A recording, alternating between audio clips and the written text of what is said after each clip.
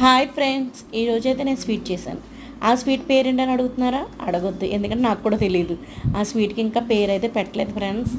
ఆ స్వీట్కి పేరు అయితే ఈ స్వీట్ చూసిన తర్వాత ఆ స్వీట్కి పేరు మీరే పెట్టండి. చూసారు కదా, ఇక్కడ పాల పొడాన్ని నేను వాటర్లో వేసి కరగబెట్టి పాలు అయితే కాస్తున్నాను. ఇక్కడ చూసారు కదా, చపాతీ పిండి, పాకం, ఇక్కడ ఉండలు, ఎందుకో పిండి ఎలా వచ్చింది, ఏంటి పిండి, ఏంటి ప్రాసెస్ చెప్పకుండా ఎలా వండేస్తున్నారు అనుకుంటున్నారా?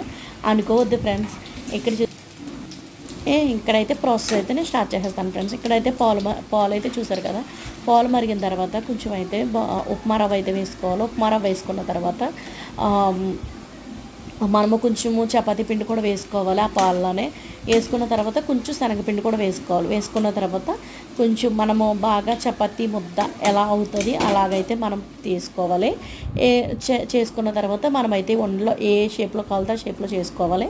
చేసుకున్న తర్వాత మనం ఇలా చూసారు కదా, ఇక్కడ చూసారు కదా పాకం మరుగుతుంది. ఇక్కడ పాకం అయితే నేను ఫస్ట్ పెట్టేశాను. పాకం మరుగుతుంది. పాకంలో అయితే కొంచెం మనం నిమ్మకాయ అన్నది పిండుకోవాలి. పిండుకుంటే చాలా టేస్ట్గా ఉండదు పాకం అన్నది.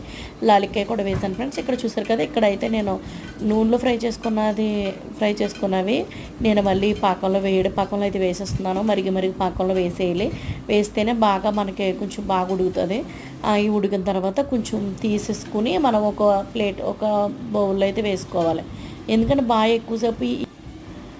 ఎక్కువసేపు ఈ వాటర్లో ఉన్నా కానీ ఇవి బాగా మెత్తగా అయిపోతాయి. అలా అవ్వకుండా ఉండాలంటే జస్ట్ అలా వెయిట్ చేసుకుని మనం ప్లేట్లో వేసేసుకోవాలి.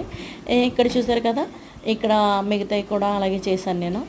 చాలా టేస్ట్గా ఉండే ఫ్రెండ్స్. కానీ స్వీట్ పేరేంటన్నది మీకు చెప్పాలంటే కష్టం, నేనైతే చెప్పలేను. నాకైతే ఈ స్వీట్ పేరు తెలియదు. ఇది కొత్తగా డిఫరెంట్గా నేనే చేశాను, ట్రై చేశాను, ఆలోచించాను.